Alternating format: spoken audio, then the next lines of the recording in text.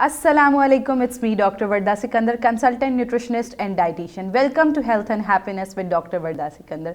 एक नए एपिसोड के साथ, एक नए मेहमान के साथ, एक नए टॉपिक के साथ वेलकम करते हैं आज के गेस्ट को, सर जहाज़ेब खान को, जो कि लाइफस्टाइल कोच हैं, काउंसलर हैं, मोटिवेशनल स्पीकर हैं।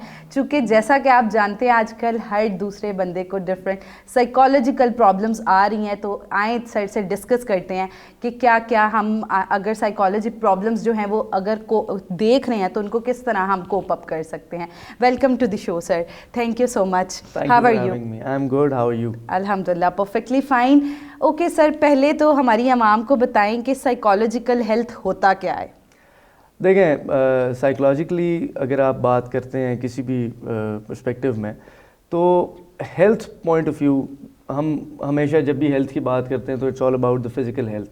हमारी फ़िज़िकल हेल्थ कैसी है, हम ओवरऑल कैसे लग रहे हैं। अब इस वक्त तो बहुत एक डिस्पैरिटी है कुछ चीज़ों में कि आप लग कैसे रहे हैं एक बात है, और आपके अंदर क्या हो रहा है वो एक अलग बात है। तो ये दो मुख्तलिफ चीज़ें हैं। बट अगैन ओवरऑल जब हेल्थ की बात होती है तो it's always about the internal health. आपके अंदरूनी मामलात कैसे हैं, ऑर्गन्स कैसे हैं, एक तो वो, और फिर वही कनेक्ट करता है आपकी सोच के साथ। आपकी जो सोच है वो बड़ी इंपॉर्टेंट और बड़ा मैटर करती है इसके ऊपर, क्योंकि वही आपकी मेंटल हेल्थ की अक्कासी कर रही होती है। सो आपकी जो साइकोलॉजिकल हेल्थ है ना, it's all correlated with your physical health. You are nothing, your physique, your physical health is nothing if your mind is not healthy.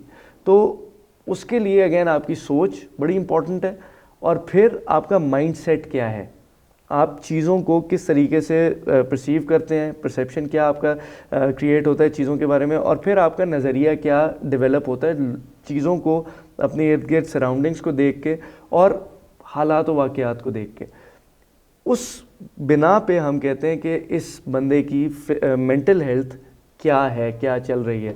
अक्सर आपने लोग देखे होंगे जो कि किसी भी चीज़ को नेगेटिव ले जाते हैं, और कई लोग होते हैं जो कि पॉजिटिविटी तलाश करने की कोशिश करते हैं। तो ये बड़ा क्लियर एक अगर आप लिटमस टेस्ट की बात करें इसमें, तो बड़ा क्लियर है ये कि किसी भी इंसान की नेगेटिविटी थॉट से प्रिवेल कर रही है, और किसी भी इंसान की पॉजिटिविटी भी थॉट ही से प्रिवेल कर रही है।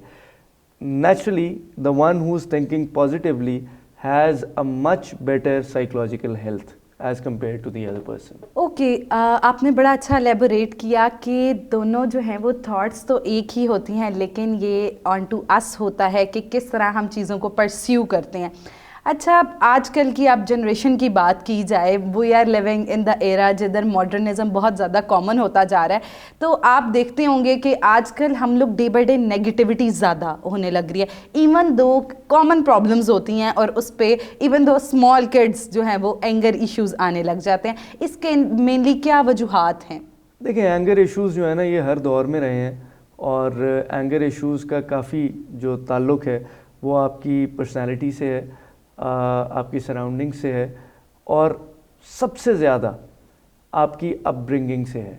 एंगर इश्यूज़ सबके अंदर होते हैं, और एक स्पेसिफ़िक एज होती है उसके अंदर एंगर के बहुत सारे मसाइल सामने आते हैं बच्चों के अंदर, क्योंकि हार्मोनल चेंजेस होते हैं, हार्मोनल इम्बैलेंसेस भी आ जाते हैं, जिस वजह से ये मामलात हो रहे होते हैं।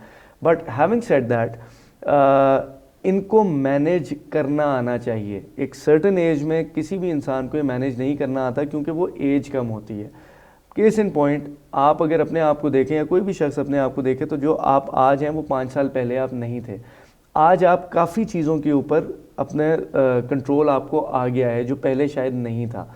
तो with the passage of time इंसान भी इवॉल्व कर रहा होता है, और उसको अपने बारे में समझ आ रही होती है कि ये मेरी शॉर्टकमिंग्स है और इनको मुझे इम्प्रूव करना है। इसी तरीके से ग्रूमिंग के अंदर और पेरेंटिंग के अंदर ये बात समझाई जाती है कि अगर बच्चे को गुस्सा आ रहा है तो उस गुस्से को चैनलाइज करना सिखाएं, क्योंकि गुस्सा एक एनर्जी है। हमारे यहाँ क्या होता है कि बच्चे को गुस्सा आ रहा है तो हम ना बहुत छोटी एज से कहना, ओह गुस्सा आ रहा है, गुस्सा आ रहा है। ये जब बच्चे के कान में पड़ती है ना ये बात, तो उसको लगता है अच्छा यार मेरी कोई ये वाकई कुछ चीज़ है जो एक हैपनिंग है, तो मुझे ना उसके ऊपर और काम करना चाहिए, और वो फिर डेवलप होती जाती है। ये एक केस है। एक और केस ये है कि नेचुरली एक आदमी गुस्से का तेज़ है तो उसको चैनलाइज करना बताना चाहिए कि ये एक एनर्जी है जिसके लिए आपको, ये वो एनर्जी है जिसका रिएक्शन आपने उसी वक्त नहीं दे देना। हमेशा गुस्से का नेगेटिव इफेक्ट उस वक्त होता है जिस वक्त आप उसका रिएक्शन फौरन दे देते हैं।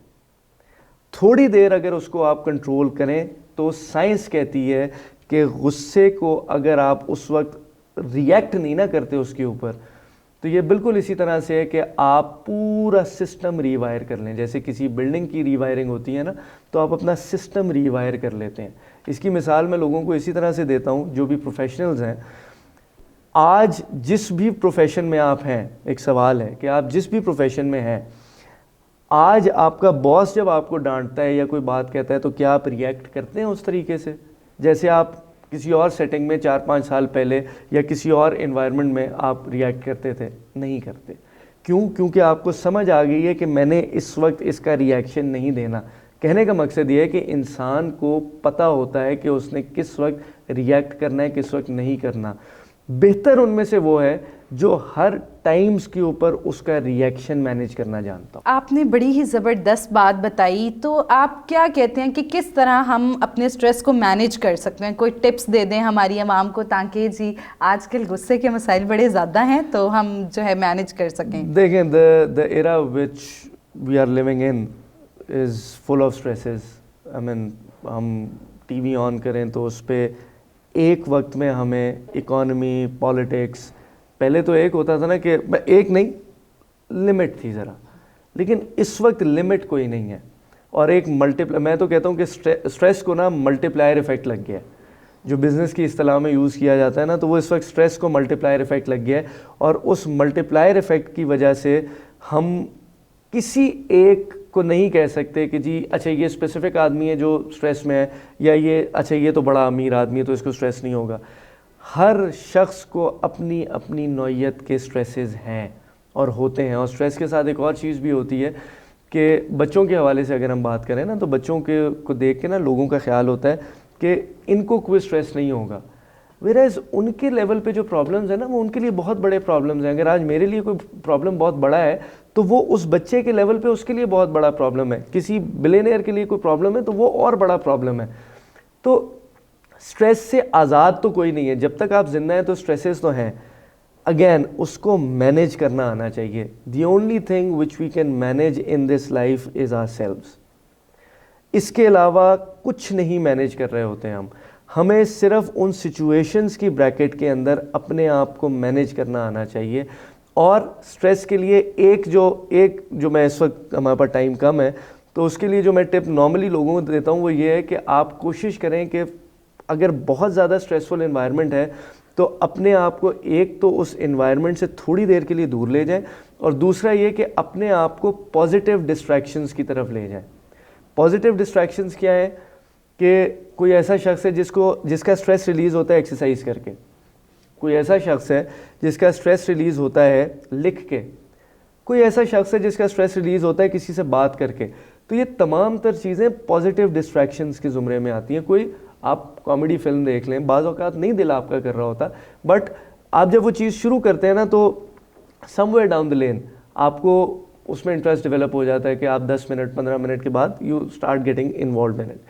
तो अपने आप को पॉजिटिव डिस्ट्रैक्शंस की तरफ लाना जो है ना वो है इसमें की।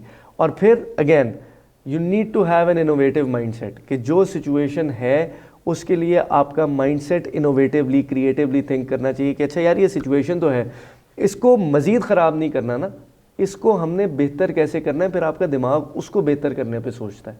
So again it's all about psychology and healthy mindset, positive thinking, healthy psychology.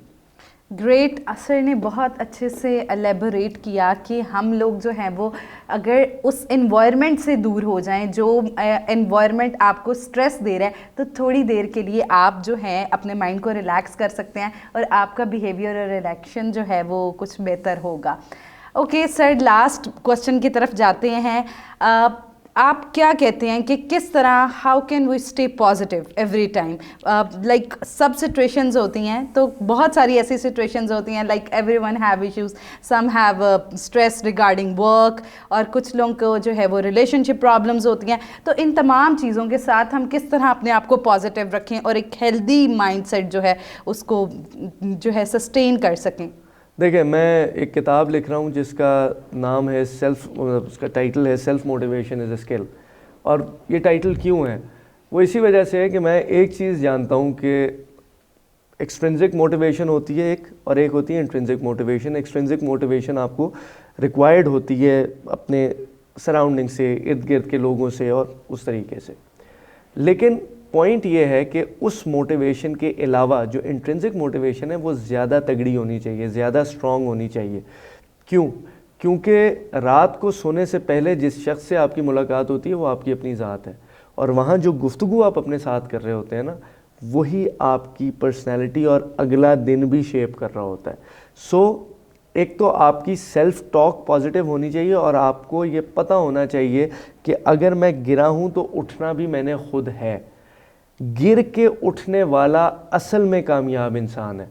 दुनिया में कोई ऐसा शख्स नहीं मिलेगा आपको जो आपको ये कहे, या अगर कहता है तो मैं इस बात पे कहता हूँ कि वो झूठ बोल रहा है, या वो झूठ बोल रहा है या फरिश्ता है, कि 24/7 मैं मोटिवेटेड, पॉजिटिव और ये रहता हूँ। अगर आपके साथ ऐसा है तो आप इंसान नहीं हैं, या आप झूठ बोल रहे हैं या आप फरिश्ते हैं, इंसान की कैटेगरी में नहीं है।